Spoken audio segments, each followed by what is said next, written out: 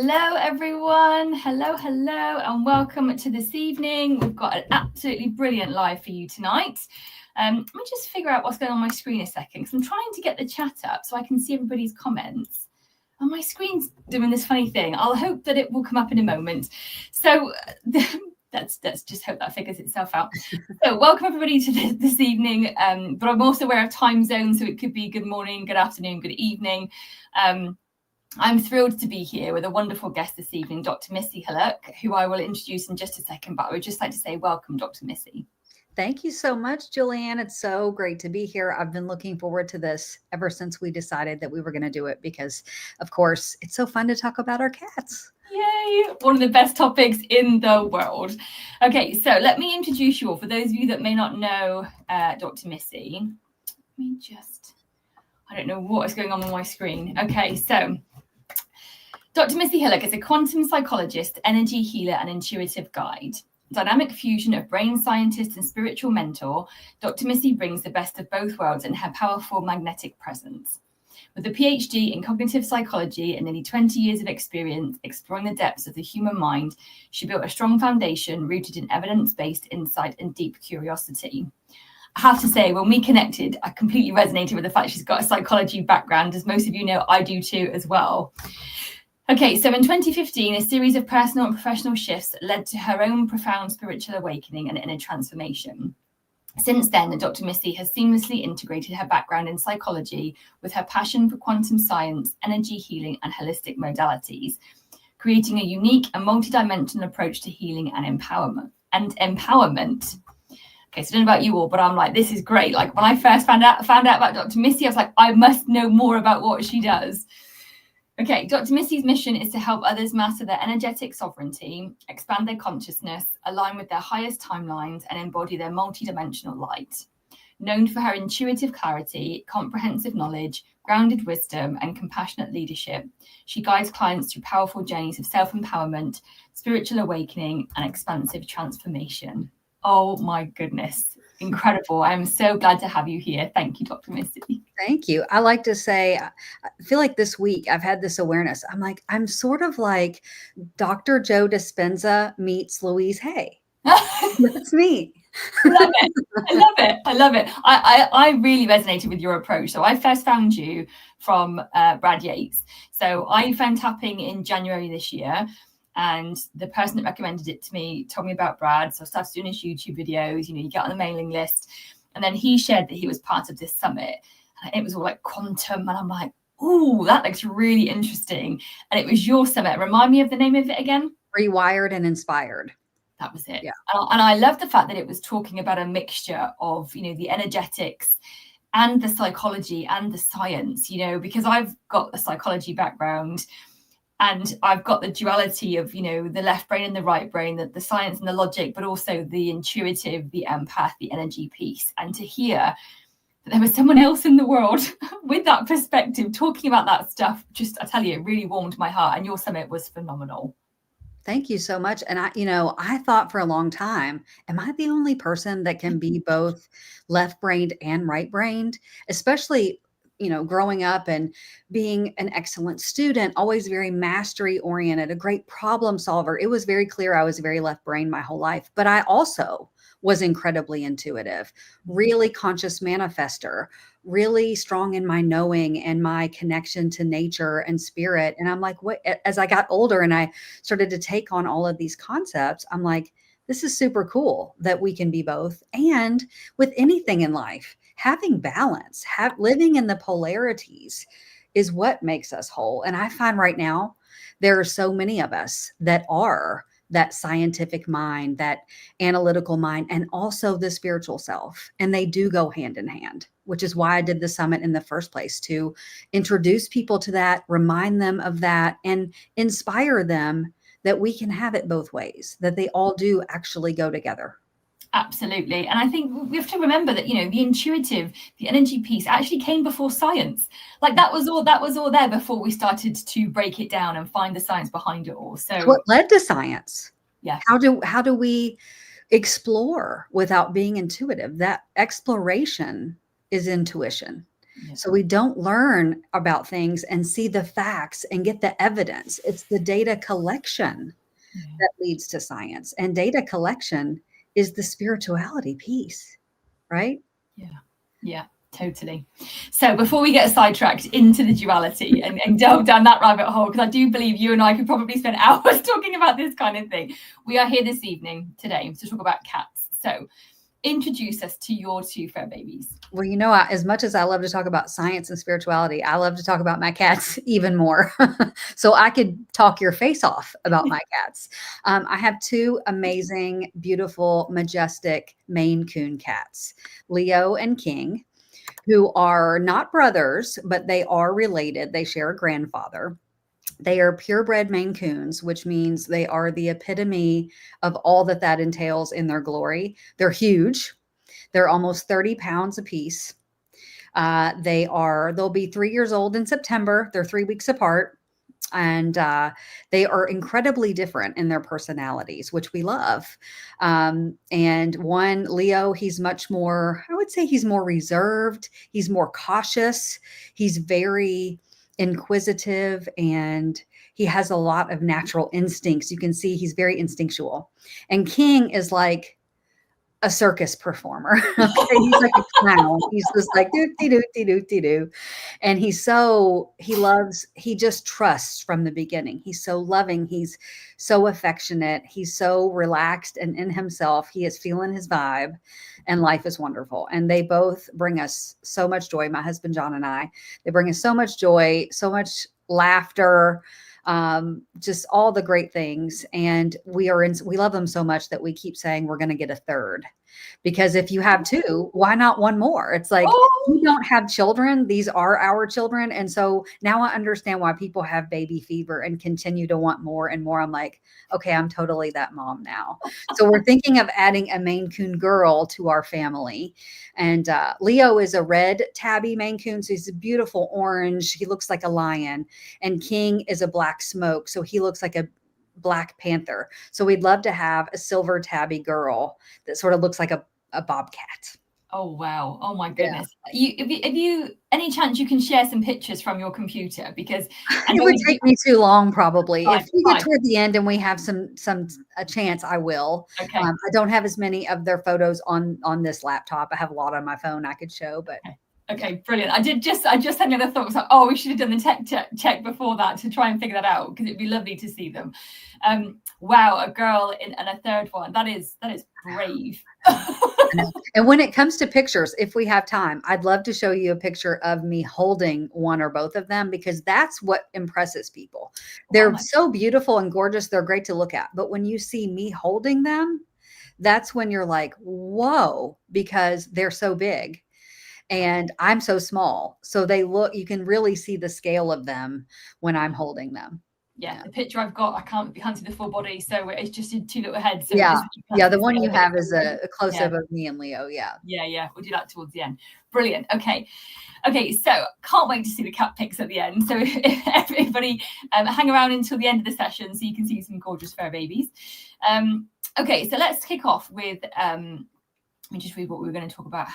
Okay, so how do we connect with our cats? Talking from a kind of a quantum perspective, an energetic perspective, how do we do that? Well, the very basics of that question, it lies in the word quantum, right? Because when you understand the quantum field, you understand everything is connected. That's not of how do we, it's we are. We are connected to our cats, to other people, to the earth, to the divine all the time. That's how the quantum field works. And there's no separation of time or distance in the quantum field, which means at any given moment, we can and we experience that connection. So we are always connected with our cats. Now, when it comes to our energy, which I know we'll talk more and more about, we can be very intentional with our energy and very conscious in our interactions with others, whether it's humans, whether it's pets.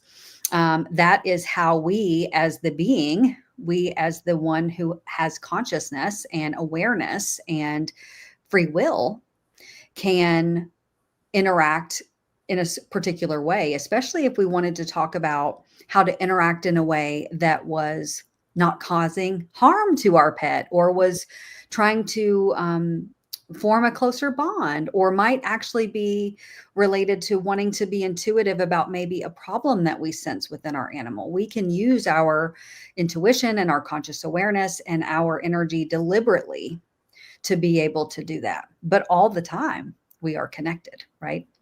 Yeah, I love that. So let me just share with people. I haven't primed Missy and given her things to share, but some of the things you just mentioned there are the things that I talk about, like conscious awareness, you know, and I think as humans, you know, and as grown-ups, we are so busy, whether that's thinking thoughts of yesterday, today, tomorrow, next week, next month, last year, you know, our thoughts can dominate so heavily. And they can be a really good source of drive, you know, but there are times when they overwhelm and they overcome the energy source of us, you know, our heart space, our intuition, our soul. And I find personally, and I'd love to know your perspective about you and your boys, when my head is busy, my connection isn't as strong. You know, I have got to find that conscious awareness. And sometimes it's like actually physically doing something to come out of my head and come into my heart, because I struggle to connect with my boys when I'm in my head. Do you have that? Does that resonate with you? Of course. Well, let me explain it to you this way, in a way that I think will make sense to folks. When it comes to our energy field, we really have 4 energetic bodies. We have our physical body, our mental body, which is what you're speaking of, being in the thoughts, the emotional body, and the spiritual body. And in theory, and like with anything in life, we want to be within a state of homeostasis. We desire to be in balance. That's the goal. When all of those things are in balance and not one is going woo way up here over the top, or one's dropping out on us, when that happens, we start to see the effects in our environment, right? And that impacts relationships, that it impacts our well-being, and so on. But when we're in balance, that's the goal. So when we're in any of those layers, too much, if we're too much in the thoughts, if we're, let's say you're someone who's has a lot of physical pain, so that physical body is really taxed, or you're someone, let's say, who's depressed, the emotional body is dropped way low. Those are all times that we can experience disconnect with our humans, with our feline companions, with anyone, because our energy is out of balance. And when our energy is out of balance, our resources are not focused and centered as we would hope. Right? We're not in our energetic sovereignty, is the way I like to describe it. And that happens to all of us. The nice thing is, the more we understand how those things work, the more that we can work them, the more that we become aware. Like you already, in asking the question or describing that, you notice when you're in those elevated thoughts that you're having trouble disconnecting with your boys. So you already have become conscious of that. And the consciousness, the awareness, is what guides you to then shifting it. Yeah. Because we can't shift what we don't acknowledge and what we're not aware of. So that's why awareness is so key. That's why consciousness is so key. I always say we're always experiencing, we're always co-creating every second of the day. So we can do it consciously or we can do it unconsciously. Those are our choices. Yeah. So the conscious piece is where we then have the power. Yeah. I was going to say, you flipped it. Can you just talk about the unconscious bit? How can that impact our cats if we are, you know, primarily in that place? Yes. When we are in an unconscious place, meaning life is happening to us. Okay. So we're going about our day, having an interaction, having an experience, having a thought, having an emotion. And we are allowing those experiences to, instead of just be like, oh, that's interesting, or I could perceive it this way, when we're just receptive of it, okay, we have the tendency to then be sort of dragged down with that energy, right? So when we are unconscious, we are more susceptible to being in a state that is not our highest light. We have more of a susceptibility to being in dense emotions. We are probably not going to be as good as clearing emotions from our system. Okay, so when we don't process an emotion and just let it be and move, an emotion wants to live in our body about 90 seconds, and then it should kind of dissipate, right? Yeah. So when we're unconscious and we're just going through and we're taking what's being thrown at us, boom, boom, boom, and we're not clearing our energy field, that sort of weights us down. Boom, here we are. So when we get in front of a human, when we get in front of our cat, who is a really dialed in energy creature, cats are very energetically sovereign and they're very energetically aware. Mm-hmm. So when we get in their presence and we're like this dense ball of energy and they're like, what the hell is this? Like, ay, ay, ay. That's what happens in those situations. Yeah. Thank you for sharing that. Can you talk a bit about how coherence can help us, particularly with like sensitive cats? Like you just said, they are so sensitive to energy. They bring, I found, so much power in their energy. They're so present in their energy. How can we use coherence to support, like, for example, anxious cats or sensitive cats when we're in the home?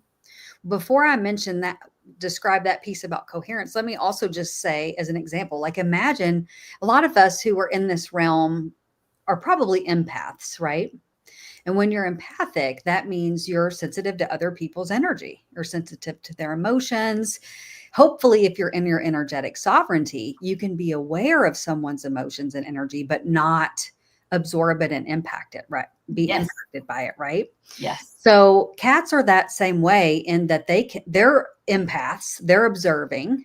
Hopefully, they're not going to internalize and bring it, although they're great transmuters of energy, which we can talk about too. Indeed. But when it comes to coherence, being in heart and brain coherence, for example, okay, this is a concept. If you follow Joe Dispenza, you've probably heard this a lot. Greg Braden talks a lot about heart coherence. The Heart Math Institute is a fantastic organization that educates people on the science and the spirituality of this concept, which is anytime anything is in rhythm, in sync, in coherence, that's kind of nature's way, right? We want to be in that flow. We don't want to be in this disorganized pattern.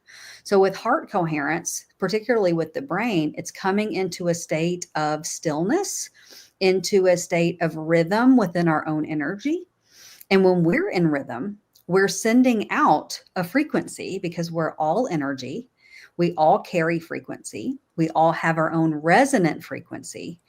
And our own frequency is capable of being high or low at any given time. It's capable of being smooth and rhythmic or being chaotic at any time.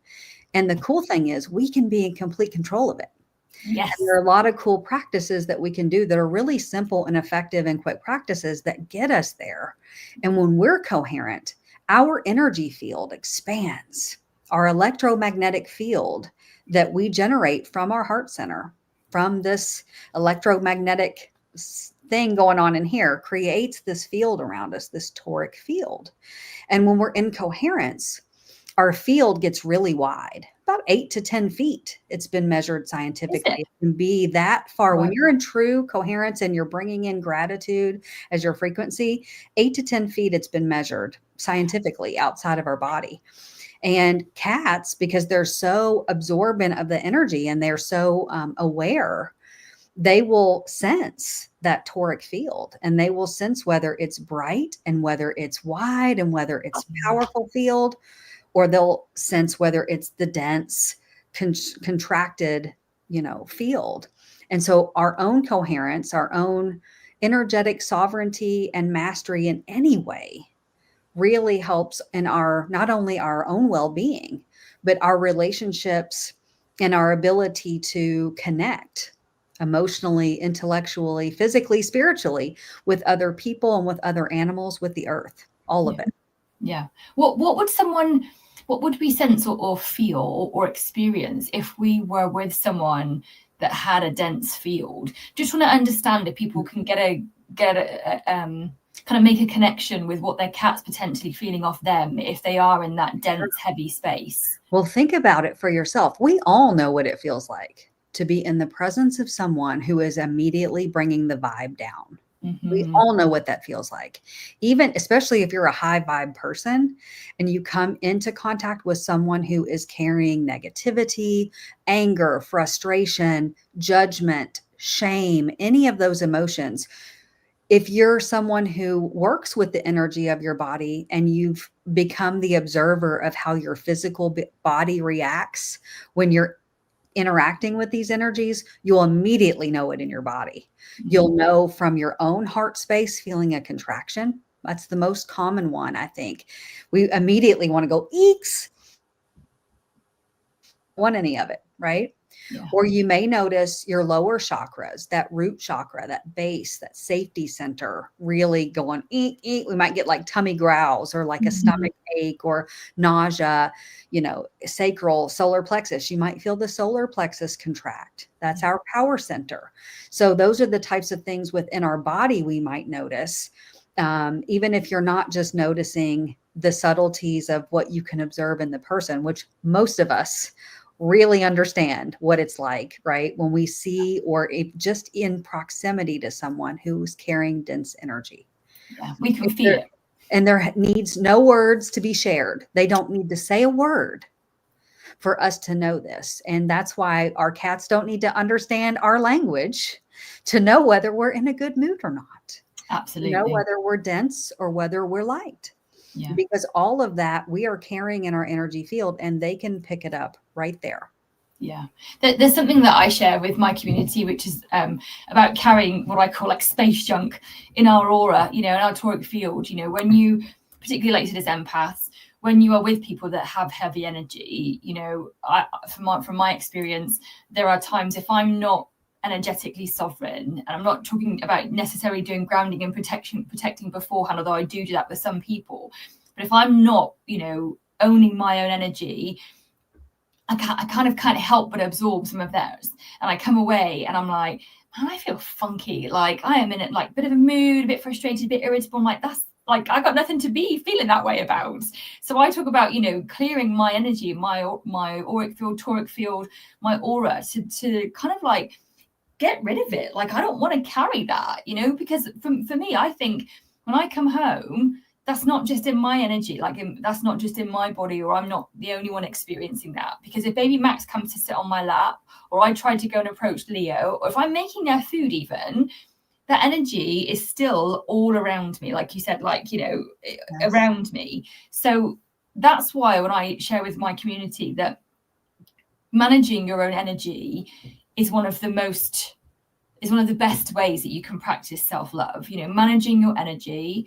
Your energy is the most crucial resource that you have. It's not time, it's not money, it's actually your energy. And the more you can nurture it and manage it and support it, the happier home you're going to have, Now you're speaking my language.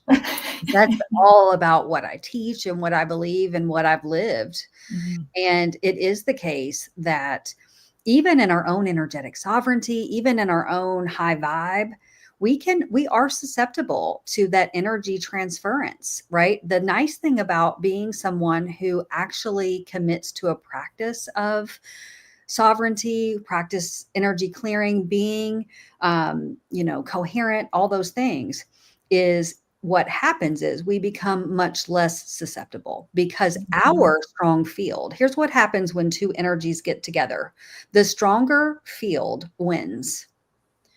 And so if we're not in that built up, big, wide toric field, nice, big, bright aura, high vibe frequency, if we're not in that, if we haven't built that stage today, and we just kind of approach the day and here comes gloom and doom, okay, even though their energy is constricted, it's also the stronger energy at the time. It's carrying more strength, more power, right? More power. Yeah. Okay. The intensity of the energy is stronger. And so it's going to go, right? Yeah. And so again, there's so many great practices that we can do that set the stage for us getting into that space as we approach the day. And certainly when we've done work with clients, when we've been around any people, okay, you don't have to be serving people in a therapeutic way. You could just be doing your day job or going to the market or whatever, being in a crowd. and not talking to a single person, Mm-hmm. it's still great to get back in that clear space, in that energetic space. Being sovereign in our energy isn't something we do one time and then it happens. It's a practice like everything else. It's like brushing our teeth. We Mm-hmm. brush our teeth sometimes whether we think we need it or not. And we clear our energy whether we think we need it or not, right? Because Yeah. we always need it. Yes. And it's, it's that maintenance that when you turn around and look back, you go, wow, I have beautiful teeth because I've taken really good care of them. Wow, I have such bright, big energy because I've taken really good care of it. I've kept it nice and clean and I've built it like a muscle too. I was going to say is I refer to it in my Become a Solid Cat Guardian community as a muscle, and I've got a beautiful picture. There's a woman and she's lifting these pink weights, and then there's a guy who's like, crunched down, and he's got these gigantic muscles, and he's got a massive set of weights, right? And he is, I'm talking like, gigantic. And I say to people like, you've got to start somewhere. It doesn't happen overnight. Someone asked me the other day, as an empath, how do you not absorb other people's energies? And she said, I know about grounding and protecting. And I said, and those are great. I said, however, like you just said, the more I am aware of my own energy, the more I maintain and nurture my own energy, the more I can be there for other people, actually, and in a stronger, better way, because I can hold the space for them. I can offer support and kindness without taking their energy and taking their struggles. So like you said, it's not about doing it once. It's not a one and done. And it's not like, I meditated this once this week. Like if that's all you can manage, great, do what you can. However, to not feel heavy and to not have that transference of other people's energy, it is maintenance, isn't it? That is the key. Yes. And I would love to talk a little bit just related to exactly what you're saying about why this works and how this works energetically. Yeah. For example, the toric field that I mentioned, our natural electromagnetic field that our heart generates around us. It's like the shape of a donut. It's as if we're walking in an energetic donut. Okay. We're right there in the middle. And this field circulates like this. Okay. So it's the same electromagnetic field. The earth has its own. Okay. Every living being has its own electromagnetic field. And that natural pattern is to do this. Okay. And what happens when let's say we're an empath, we get around someone, we start taking on their stuff. If we're not in control of our energy, our natural energetic way is to help them transmute their energy, right? Help them clear the energy, which that's why people love empaths, because we want to clear that damn energy for them. Yeah, right? They're drawn to us. Yeah. Right. Because our toric fields are nice, big and bright. So we've got these big things that like suck that energy down for them, take it down and like transmute this energy. Because that's what the earth does for us when we have these grounding practices and we're intentional with releasing things from our field. We give it to Mother Earth. We give it to Gaia. She transmutes it and sends it to the highest light. But the cool thing is we can consciously choose to reverse our toric field. And when we do that, it's just a conscious decision. It's something we imagine. It's something we intend. When we do that as empaths, we can be a really, really beautiful, bright light to others because we can be with them. And instead of running their energy through our own field to drag all that density down to help them lighten the load, we can actually help them transmute by sending our bright energy up and out where it doesn't come through our system. Mm-hmm.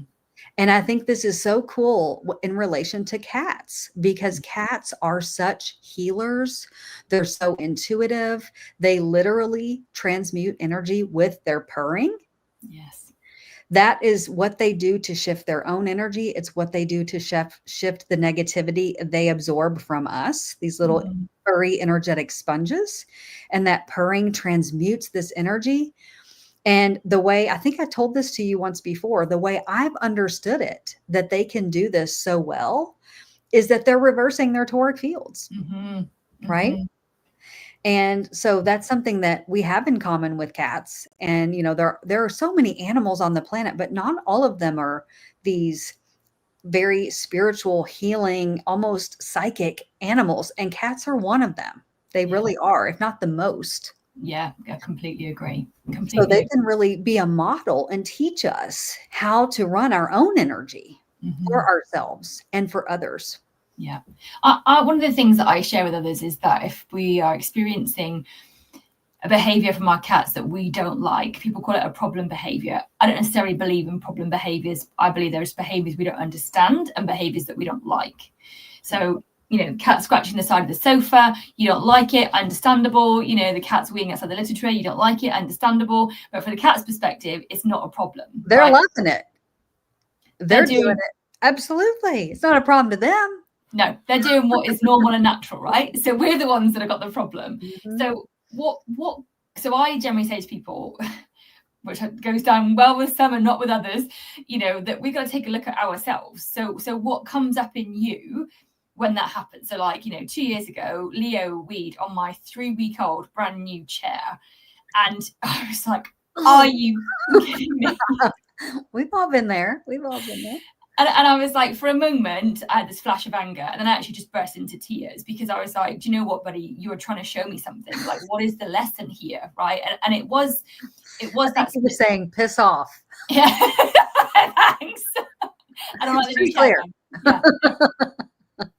So I talk to people in my community and ask them to look at themselves. You know, if your cat's doing something you don't like, why don't you like it? You know, and I talk a bit about expectation versus appreciation, you know, because we have expectations of our cats, and when they don't meet them, that's when our energy plummets. We get frustrated, angry, irritable, you know, we might shout at them, you know, and it's because they're not doing what we want them to do, what we think they should be doing. But actually, we have to remember that they are sentient beings. You know, they are a different species. They have behaviors that are different to ours. They have routines. They have things that help them to survive.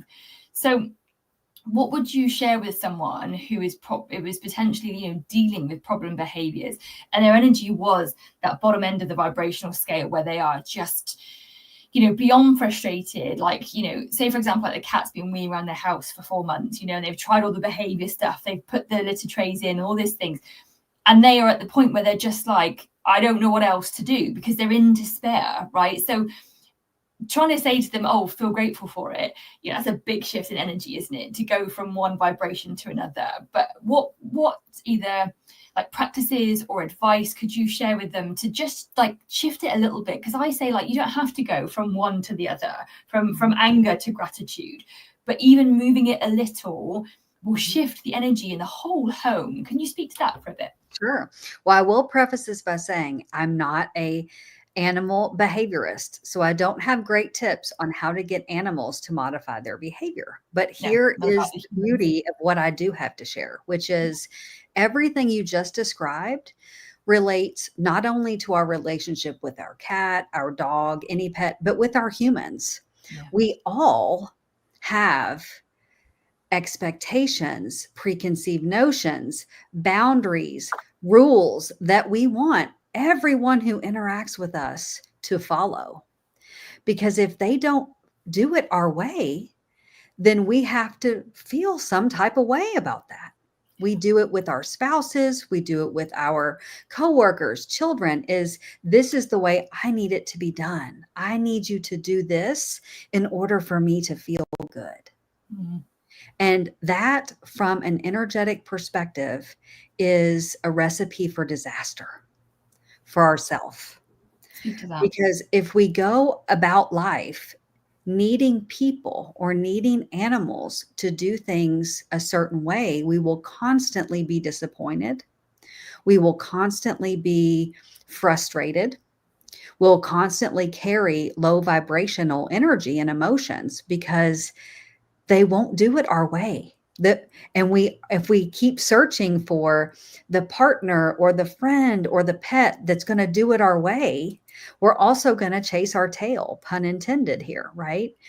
And so I would say, just as you would do if you're in a relationship with a partner, when you come to the matureness within the relationship, as I hope most people get to, I certainly got there in my marriage, and I didn't start there. You know, I started there on this is how it's going to go.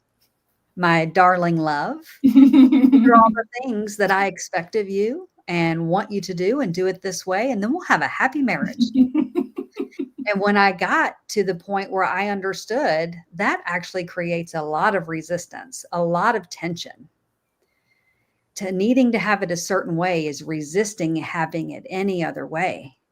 And what does that do to your energy? Well, resistance is like the killer. Okay. Resistance is the opposite of acceptance. Okay. And when we want to control, acceptance is not the word we want to hear. We don't want to hear just let the cat scratch the thing or whatever, because that's not what we want. Like, so we resist. Well, where there's resistance, there's that opposing energy. And where things are resistant, they get stuck. Things get stuck in our energy field. Things get stuck in the energy of our home, the dynamic between two beings. Resistance is really the worst place to be. And what we find, ironically, and take this with you, especially if you're a control freak, if you're a type A, if you're a person who needs to have it your way, I was all of those things. Okay. Know this. The irony is this: when you actually stop resisting, things change, because the resistance is what holds it in a certain pattern to begin with. And the allowance and the acceptance actually shifts the energy on its own. It cannot shift while we resist. It'll get more resistant. It'll get more tense. It'll get more dense, but it will not dissipate. It will not go away. And so, as I mentioned, I'm not a behaviorist in terms of animals to say this is how you go from here to there, but from an energetic perspective, when you stop mentally resisting or being so consciously tied up in needing the animal to do things a certain way or not do things a certain way, that is going against what you want. There's a level of allowance and acceptance and relaxing that your system requires. Your energy requires in order for you to help shift that energy. That's your point of power, the release, the surrender. Yeah. And then you sprinkle in those practical strategies. You sprinkle in those ways to help guide them to other things. And you also, when you're not resistant, you become a better problem solver. You become more intuitive. You're more able to receive those little nuggets, those little downloads that say, you know what, it might be this, or I should try this. That lack of resistance allow those things to come into the field. Yes, yes, yes, yes. Thank you. Beautiful explanation. Absolutely brilliant. Thank you. What is one practice that you use with your boys? Whether that's energetic or whether that's to cultivate love, what's one practice that you share with them? Well, one of the things I do to them every day is I tell them how much I love them. And, you know, it's funny because I've always owned cats and dogs. I've always been a huge animal lover. I love all animals, but I've always been a pet owner. And I've had a very intimate relationship, you know, with every pet I've ever had. It's been unique and everything. But I've noticed with these two kitties, I noticed when I started to tell them out loud, I love you. And I like look them in the eyes and I'm like stroking them and I tell them I love them. And it was me observing that went, wow, I don't think I've ever spoken my love so much to an animal before. And now, mind you, I've had these two for the last 2.5 years, and I'm much more spiritually aware and energetically sovereign. And like I, as a person, am more evolved than I've ever been. Right. Yeah. So it's been a curious thing for me to see some of the ways that we foster our relationships together through my words. Certainly when I work with them, I say work with them, when I'm petting them, I sort of work the energy of their body. So I am tuned to Reiki, and not that I do Reiki on them all the time, but I place my hands on their bodies purposefully and consciously.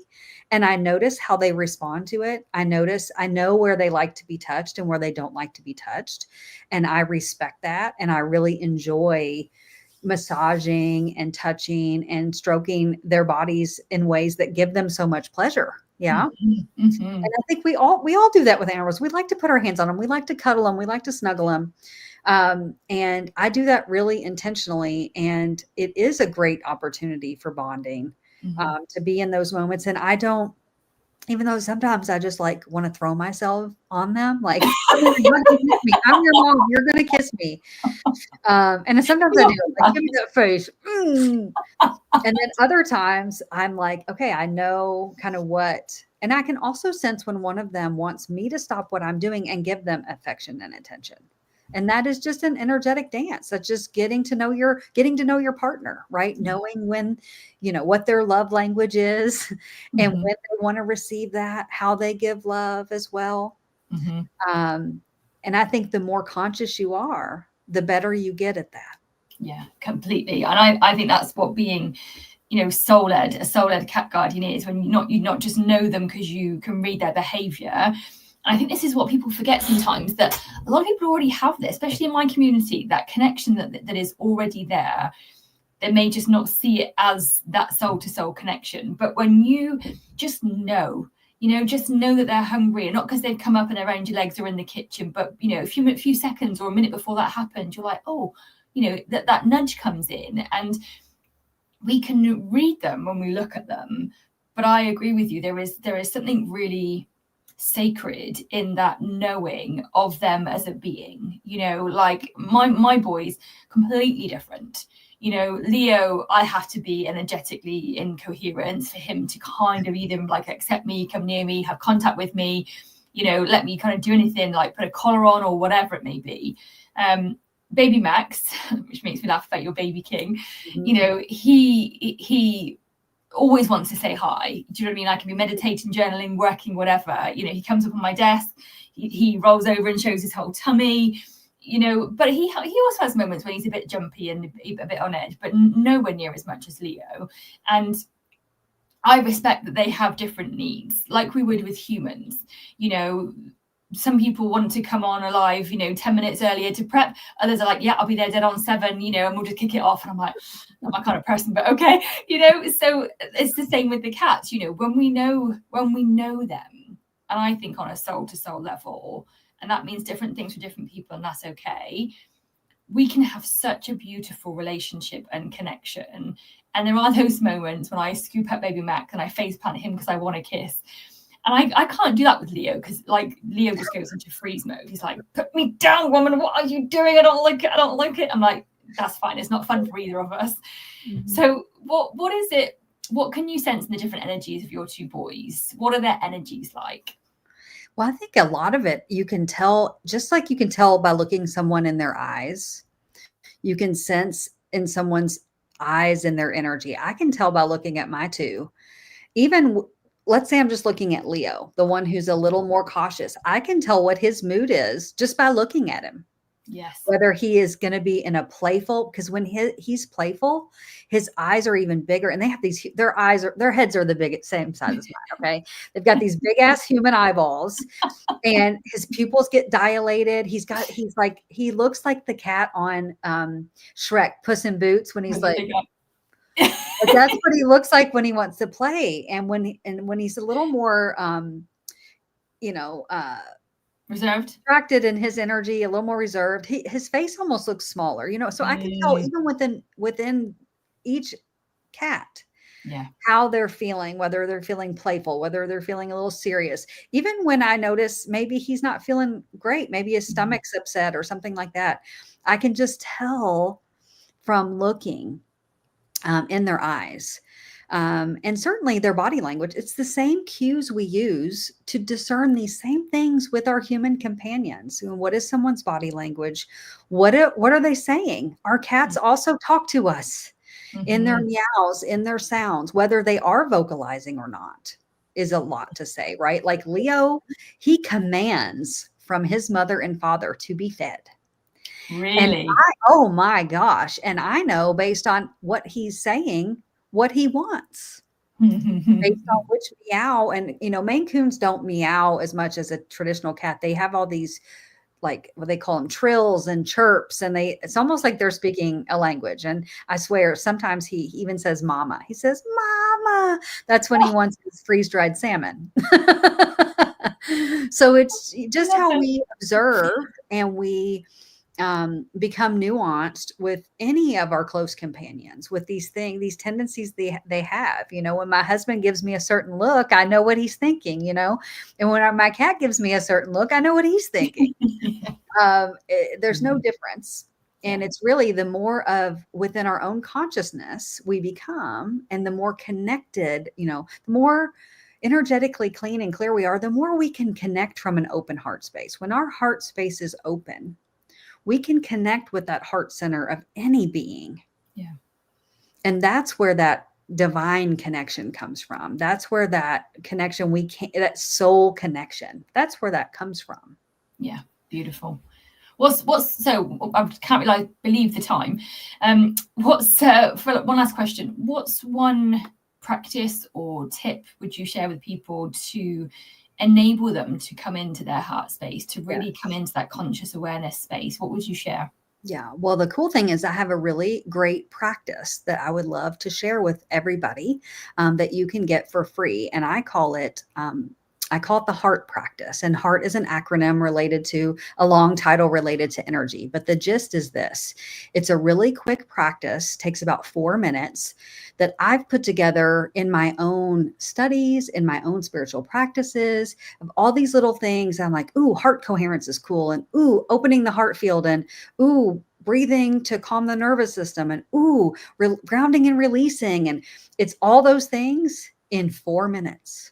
Love it. And truly, it's like 4 steps. You activate your energy. So you rub your hands together. You place your hands on your heart to really tune into your signature frequency. You begin to come into alignment by getting coherent with the breathing, with the heart, the mind, allowing the parasympathetic nervous system to kick in, to kind of get everything just relaxed. And then attuning our energy by connecting with the earth, consciously releasing density and energy in our field that we don't want to carry anymore. Let Mother Earth have it. And then attune up to the divine, to allow things like intuition and guidance and our gifts and all these cool things to drop into our system. Now that we've cleared our energy of the junk that we've just sent down, we have room to bring in all these beautiful things into our system that we can fill our energy field with. And that's a practice you can and should do every day, like you're brushing those teeth. That's your teeth brushing. And I start my day with that. I love to do it anytime I'm going into a setting where I know it's going to be energetically either not necessarily dense. It just might be a lot of different energy in there. And I want to get kind of sovereign in my energy. It's a great thing to do after you've been in a situation where you want to release. You could do it multiple times a day. And because it's so quick, and because you'll learn the steps, if you listen to the audio that I provide enough times, you're going to know how to do this. You don't have to listen to me forever. And you can do it anywhere. You can do it in your car while you're driving. You can do it at the market. I could do it right now while I'm speaking to you, and you would never know, because it's a conscious intention of shifting the energy. That when you do it enough, it becomes, as soon as you set that intention to get into that mode, everything starts the wheels start turning and it starts doing it itself. It's really cool. Beautiful. Thank you. And you're going to give us a link, aren't you, that I can put in the description? Yes, we're going to have the link. It's on on the YouTube. It's for my site, the drmissyhillock.com. The link that I've provided there will allow you to download that practice for free. Excellent. Lovely. Thank you so much. So just before we wrap up, let's see if we can see some pictures of your boys. Okay. Well, I know I could show you some on my phone. I don't know whether I'd be able to do it on here and share. So let me. That's okay. Just hold it up to your screen as to we can see. Because we can't have a talk about cats and not see some cats, especially when you're saying about how big they are and how gorgeous they sound. Okay. Here's me holding King. Can you see how big? This was just a couple weeks ago. Oh my gosh. And then I've got a similar one. Like over half the length of your body. Oh, I know. Do they sleep on your bed? Do they sleep with you? Yes, they do. Here's me holding Leo. So King sleeps on top of me at night, which I can barely breathe because he's massive. Oh my gosh. And I want to show, and Leo comes in and out of the bed through the night. I want to show you my husband. So on the internet, when people hold their Maine Coons, they hold them out in front of them to sort of show how big they are. Okay. So here's a picture of my husband holding King. No way. Now, when people do that, it sort of distorts. It makes them look bigger because you hold them out here, right? Yeah. But I will tell you, they're massive. I mean, this isn't far off in terms of, they're giants. Oh my goodness. I bet snuggles with them are just like a heated blanket. Yes. I mean, I have photos of me on the ground. Like one of them will be laying down all spread out. So I'll lay down next to them. And Maine Coons, one of their features is that their tail is as long as their torso. So that you have this massively long cat. So if the cat is stretched out and the tail's out, I lay down. I'm only 5 feet tall, 5'0". So they are almost the full length of me. And it's quite a sight. Love it. I love it. I just want to acknowledge Pam's comment. This is exactly why I love taking walks why I love taking long walks to and from the cats. Hang on, let me start this again. I'm overcome with the size of the cats. Like I knew they were big, but my goodness. People walk by our house and they see the cats in the window. They're like, "What the hell?" I've had repairmen knock on my door. I'm working on the house next door, but I saw your cat in the window. Can I come in? I need to take a picture for my wife. My God.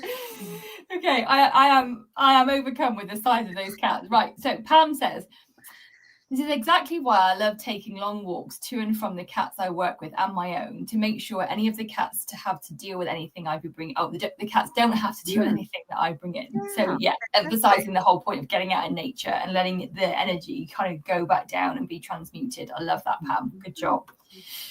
Oh, Dr. Missy, I can't believe we're at time. Like, this is just absolutely flown by. Thank you so much for your time this evening. Let's wrap up and share with people how they can work with you, where they can find you, in case they want to take it further. Great. Well, I've shared all of my links to social media, my website, and maybe my LinkedIn, everything, my YouTube, everything's there. Of course, please get the heart practice. If you do that, you'll also stay in touch with me. I do a lot of great things. I share a lot of free resources about how to work with your own energy and expand your consciousness and all those cool things. I wanted to share, remember the tarot. I love to do card readings as well. And I was showing Julianne earlier, I have this amazing cat tarot deck, and I am going to provide the link in case anybody wants to get it. The author of the deck is what says illustrated by Megan Lynn Kott, Kott. I assume that's who made the deck. But these cards are so darn cute. And I love oracle cards. I'm not as much of a tarot person. I don't do the full tarot spreads, but I love oracle cards. And I had to show you my favorite 2 cards in this deck. The Tower card, which if you're familiar with the tarot, they all have those kind of set cards. The Tower and the Fool is very cute. And then the Devil, of course. I was going to say the Devil is the best one, I think. I thought I'd pull us a card just to see who, let's just pull one. Yeah. What do we all need to receive? Right. Let's see what our cat is trying to tell us. Okay? Yes. Love trying it. to tell us. So we get, temperance. Interesting. Yes. And this kitty is lapping up the water of the fishbowl. Fascinating. Okay. I thought temperance was about basically having patience for what it is that you want to come to you and knowing what you want. So yes, exactly. Look at him. He's this looks like my Leo, which is hilarious. So he's looking at the fish and he's like, I'm not digging in and getting the fish, which I could reach right in and grab it and snatch it right out of the bowl, but I'm just going to dip my tongue in the water and I'm just in my knowing. Notice his crown is exalted up here. He's in his knowing and his trust and in his temperance. Yeah. Beautiful. Yeah. Wow. Thank you so much. That was wonderful. You're welcome. I don't want to end the session, but I must. So thank you for your time today. It's been thanks so much for having me. It's been so much fun and we can talk about cats anytime. Excellent. I was going to say, I may get you back. That's great. Thank you so much, Dr. Missy. And I hope you've all enjoyed it. Like we said before, all the links are below. Don't forget to get your heart practice because it is wonderful. And we will see you all very soon. Thanks very much, everybody. Bye. Bye, everybody.